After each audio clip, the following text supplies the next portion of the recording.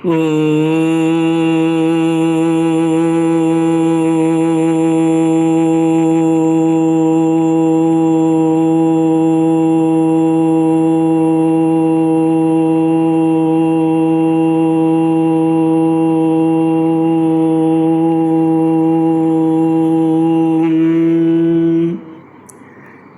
गुरुचरण कमलेभ्यो नमः।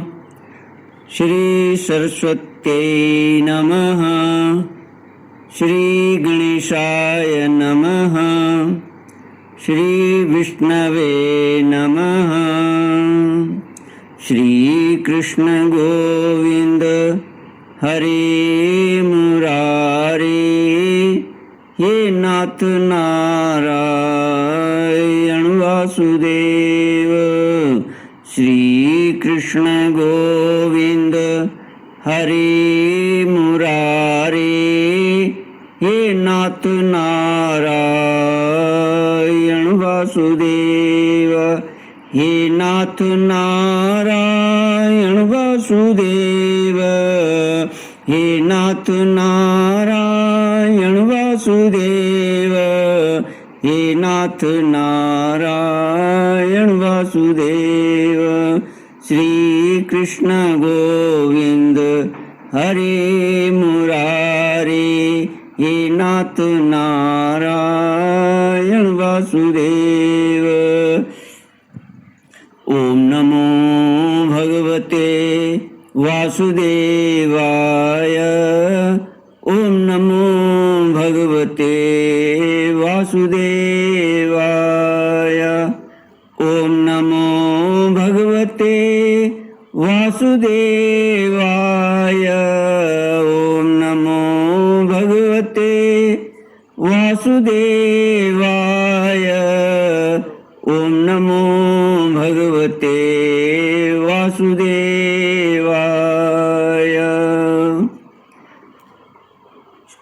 सच्चिदानंद रूपाय विश्वोत्पत्त्यादि हेतुवे तापत्रय विनाशाय श्री कृष्णाय वयं नमः। कृष्णाय वासुदेवाय हरये परमात्मने प्रणतक्लेशनाशाय गोविंदाय नमो नमः। कृष्णाय वासुदेवाय देवकी नंदनाय च नंदगोपकुमाराय गोविंदाय नमो नमः। सच्चिदानंद रूपाय विश्वोत्पत्त्यादि हेतुवे तापत्रय विनाशाय श्री कृष्णाय वयं नमः। सच्चित आनंद स्वरूप परमात्मा जो सृष्टि के उत्पत्ति, पालन और संहार करता है तथा जीवों के आध्यात्मिक, आदि दैविक, आदि भौतिक तापों को नष्ट करने वाले हैं, अर्थात जीवों के मानसिक, शारीरिक और भौतिक दुखों को दूर करने वाले हैं, उन श्री कृष्ण भगवान को हम नमस्कार करते हैं। श्री कृष्ण गोविंद हरे मुरारे, हे नाथ नारायण वासुदेव। श्रीमद् भागवत सप्तम स्कंद सप्तमोध्याय श्लोक 28 से नारद उवाच तस्माद् भवद्भिः कर्तव्यं कर्मणां त्रिगुणात्मनां बीज निर्हरणं योग प्रवाहो परमो धिय तत्रोपाय सहस्राणामयं भगवतोदितः यदीश्वरे भगवती यथा ये रंजसारथिः। श्रीमद् भागवत 7वां स्कंद 7वां अध्याय श्लोक 28 से। श्री नारद जी प्रहलाद जी को माता के गर्भ में उपदेश करते हैं। नारद जी कहते हैं, गुणों और कर्मों के कारण होने वाला जन्म मृत्यु का यह चक्र आत्मा को शरीर और प्रकृति से पृथक न करने के कारण ही है। यह अज्ञान मूलक एवं मिथ्या है, फिर भी स्वप्न के समान जीव को इसकी प्रतीति हो रही है। इसलिए तुम लोगों को सबसे पहले इन गुणों के अनुसार होने वाले कर्मों का बीज ही नष्ट कर देना चाहिए। इससे बुद्धि वृत्तियों का प्रवाह निवृत्त हो जाता है। इसी को दूसरे शब्दों में योग या परमात्मा से मिलन कहते हैं। यूँ तो इन त्रिगुणात्मक कर्मों की जड़ उखाड़ फेंकने के लिए अथवा बुद्धि वृत्तियों का प्रवाह बंद कर देने के लिए सहस्रों साधन हैं, परंतु जिस उपाय से और जैसे सर्वशक्तिमान भगवान में स्वाभाविक निष्काम प्रेम हो जाए, वही उपाय सर्वश्रेष्ठ है। यह बात स्वयं भगवान ने कही है।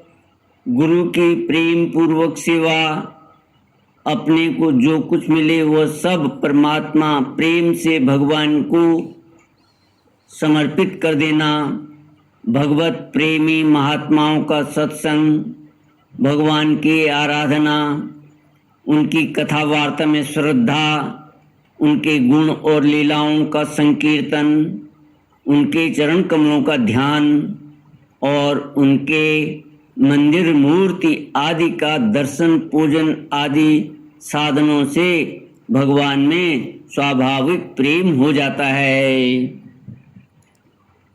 सर्वशक्तिमान भगवान श्री हरि समस्त प्राणियों में विराजमान हैं।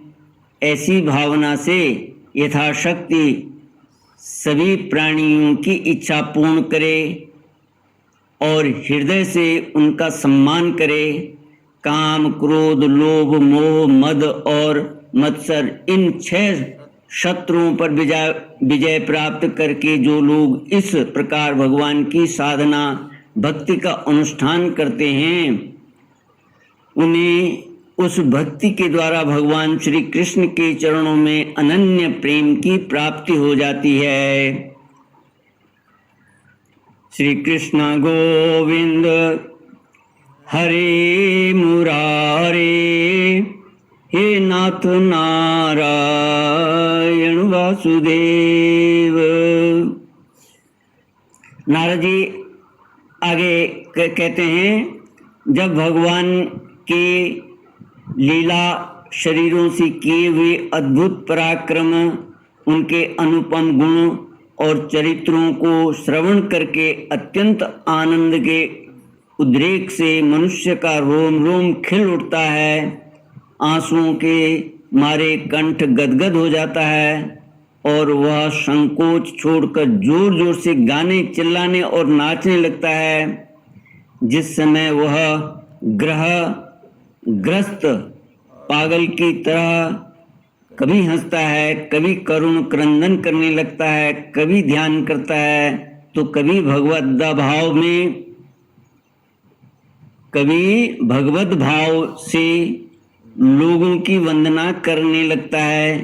जब वह भगवान में ही तन्मय हो जाता है, बार बार लंबी सांस खींचता है और संकोच छोड़कर हरे जगतपते नारायण कहकर पुकारने लगता है, तब भक्ति योग के महान प्रभाव से उसके सारे बंधन कट जाते हैं और भगवत भाव की ही भावना करते करते उसका हृदय भी तदाकार भगवानमय हो जाता है।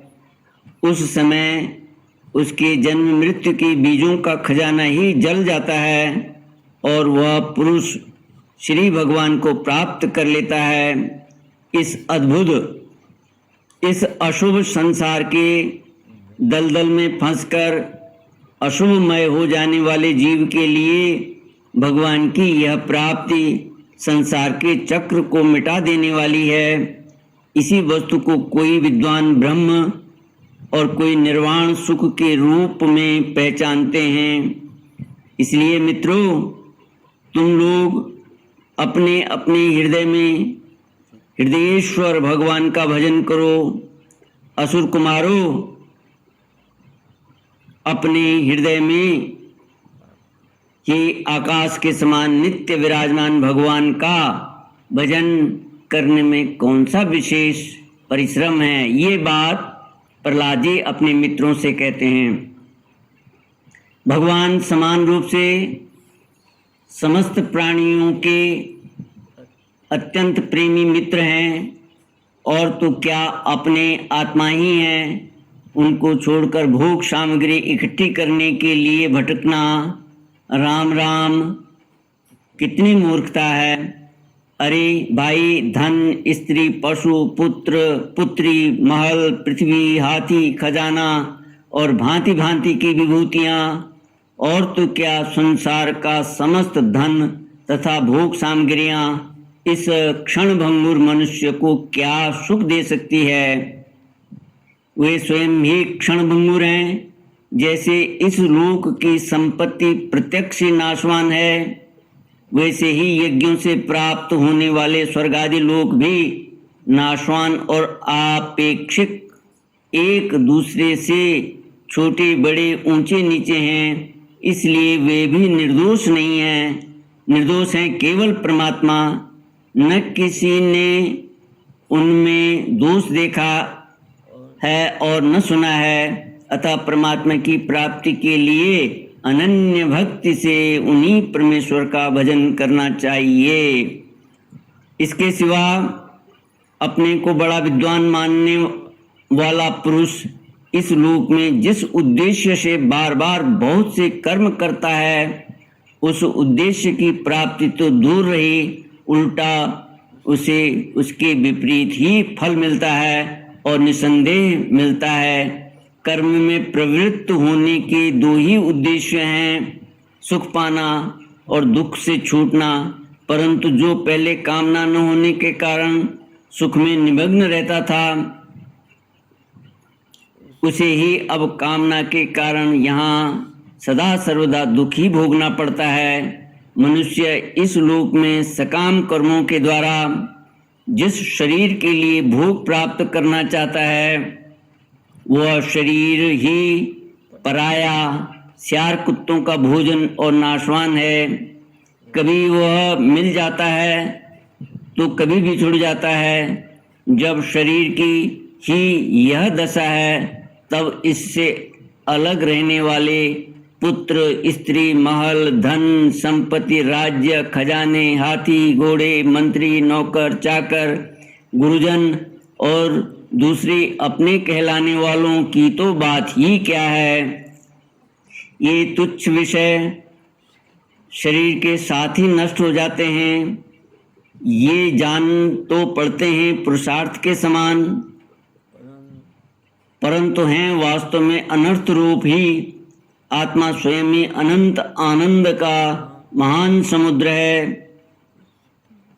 उसके लिए इन वस्तुओं की क्या आवश्यकता है।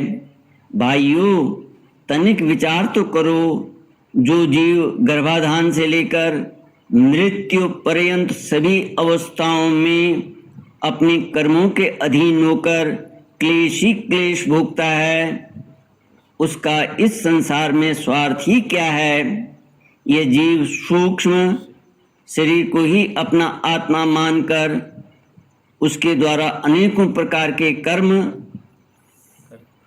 करता है और कर्मों के कारण ही फिर शरीर ग्रहण करता है। इस प्रकार कर्म से शरीर और शरीर से कर्म की परंपरा चल पड़ती है, और ऐसा होता है अविवेक के कारण। इसलिए निष्काम भाव से निष्क्रिय आत्मस्वरूप भगवान श्री हरि का भजन करना चाहिए। अर्थ, धर्म और काम सब उन्हीं के आश्रित हैं, बिना उनकी इच्छा के नहीं मिल सकते। भगवान श्री हरि समस्त प्राणियों की ईश्वर, आत्मा और परम प्रियतम हैं। वे अपने ही बनाए हुए पंचभूत और सूक्ष्म भूत आदि के द्वारा निर्मित शरीरों में जीव के नाम से कहे जाते हैं। देवता, दैत्य, मनुष्य, यक्ष अथवा गंधर्व कोई भी क्यों न हो, जो भगवान के चरण कमलों का सेवन करता है वह हमारे ही समान कल्याण का भाजन होता है। दैत्य बाल को, प्रहलाद जी कहते हैं, दैत्य बाल को भगवान को प्रसन्न करने के लिए ब्राह्मण, देवता या ऋषि होना, सदाचार और विविध ज्ञानों से संपन्न होना तथा दान, तप, यज्ञ, शारीरिक और मानसिक शौच और बड़े बड़े व्रतों का अनुष्ठान पर्याप्त नहीं है। भगवान केवल निष्काम प्रेम भक्ति से ही प्रसन्न होते हैं और सब तो विडंबना मात्र है। इसलिए दानव बंधुओं, समस्त प्राणियों को अपने समान ही समझकर सर्वत्र विराजमान सर्वात्मा सर्वशक्तिमान भगवान की भक्ति करो। भगवान की भक्ति के प्रभाव से दैत्य, यक्ष, राक्षस, स्त्रियां, शूद्र, गोपालक, अहीर, पक्षी, मृग और बहुत से पापी जीव भी भगवत भाव को प्राप्त हो गए हैं। इस संसार में या मनुष्य शरीर में जीव का सबसे बड़ा स्वार्थ अर्थात एकमात्र परमार्थ इतना ही है कि वह भगवान श्री कृष्ण की अनन्य भक्ति प्राप्त करे। उस भक्ति का स्वरूप है सर्वदा सर्वत्र सब वस्तु में भगवान का दर्शन। श्री कृष्ण गोविंद हरे मुरारे, हे नाथ नारायण वासुदेव। ओम इति श्रीमद्भागवते महापुराणे पारमहंस्यां संहितायां सप्तमस्कन्धे प्रहलादानुचरिते दैत्यपुत्रानुशासनम् नाम सप्तमोऽध्यायः। ओम पूर्णमद पूर्णमिदं पूर्णात् पूर्णमुदच्यते पूर्णस्य पूर्णमादाय पूर्णमेवावशिष्यते। ओम शांति शांति शांति। हरि ओम श्री गुरुभ्यो नमः। हरि